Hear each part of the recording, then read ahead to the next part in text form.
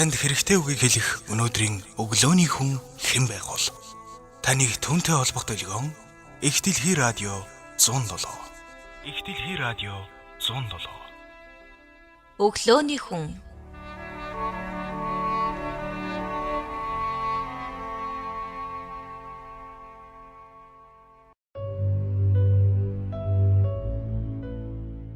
Агуу Гатсби.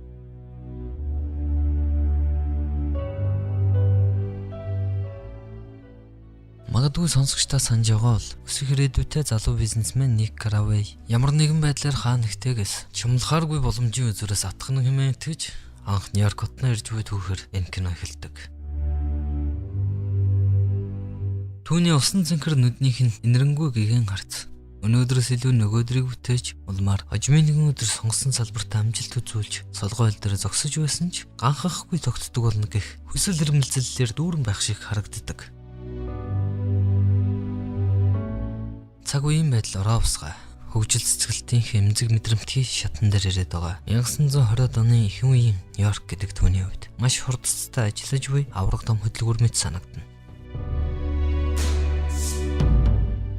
Гэхдээ тэрэнд юу ч үгүй ирээгүн дээр эд залуу насных нь босгон дээр эцгийнх нь үлдээсэн хүнлэг зөвлөгөө болох ямар ч үед хүний сайн талыг олж хардаг вэ гэсэн шигтгэн ганц өгүүлбэр зүрхэнд нь шивэстэй явна. Тиймдээч Никийн амьдралд орж ирэх олон хүмүүс дундаас ядуу Пермерийн гэр бүлээс гаралтай хэдийч цэрэг ухаан сэргэлэн хурц шалмгаа байдлаар нэр нөлөөвхийн нууцлаг хөрөнгөтөн болж амтсан үеийнгийн хэд болох үс эрхэм Гатсби гэгч залууд хэн хинээс илүүтэй итгэж нөхөрлөхөд хүрсэн болно. Отоос 20 милийн зай турших Лонг Айленд дээр байшин дөрөс амьдрах болоод удаагүй Ник Каравейний хөрш болох тансаг харшийн эзэн Майширжим Гатсби гэдэг бол анхны бураг дачир хөв тавиланга аз жавшаан дүүрэн хөвөх тэнгисийн амьдралаар сольж улмаар код гэгч хөгшин далаачны хөрөнгө мөнгийг өвлөн авснаар гэнэт хаанаас хэрхэн гарч ирсэн хэн бүхэнд нууцлаг гэмээр джентльмений дүрд идэвхтэй тулгуулсан нэгэн төдийгүй сонин болгоны ихний нүүрний чимэг өдрөөр гэрэлтэх ганц удам мэд амжилтын эзэн байсаар бараг хончхад байсан үе дээрээ байлаа. Тиймээс Гатсби шиг торгон мэдрэмжтэй шаргуу дайчин мөн дээр нь мөнгөлөг хүний хувьд нэг шиг эхлэл дээр явж буй эрэлчнийг өөртөө бүрэн итгүүлж өөрийнхөө төлөвлөгөөнд татан оруулах нь нэг их хэцүү биш байсан болов уу? Тийм ээ. Тэр түүнийг яг л хулганыг занганд оруулахын тулд газраар бяцлаг өрүүлж өгдөг шиг тансаг хэрэглээ том харш өсөр үдэшлэг нөлөөхөд танилуд чих хонгоож нүд нээгээгүй хэний ч чулуу гайхширлыг төрүүлхэн дамжиггүй үзэгдлүүдээр өөрлөгөө байн дууцаар зорсондоо өрөх гол гарц буюу ундын хатныг дуудах хөзрийг гартаа оруулна. Гэвч энэ бүхэн миний танд хэлэх гэсэн гол зүйл биш. Товчхондоо гэвэл Гатсби амжилтанд хүрэхийн тулд хэн болсноос үл хамааран гагцгүй Ник Каравейд хэлдэг ганц өгүүлбэр дээр нь багахан хэмжээний задлан хийхийг зорьсон юм.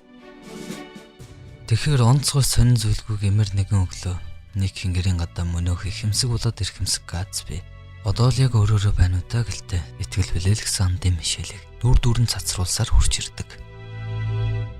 Танилцаатуудаа гэж Гатсби өөрийг нь андуудуулахад алдахгүй гэж хүндтгэн үзэх Никийн илт үлдсэнгүй байдал дээр нь дөрүүлэн жихийн тулд эхлээд өөрийнхөө талаар илүү дэлгэрэнгүй ярьж өгөх хэрэгтэй гэсний үндсэн дээр гялцал содон ширгалгоо юмсан машинтаа суулган зоог барих газрын зүг урдлах замдаа тэрээр яриагаа яг хаанаас ирхэн эхлүүлэх вэ гэдгийг маш богино хугацаанд эргэцүүлж амжина.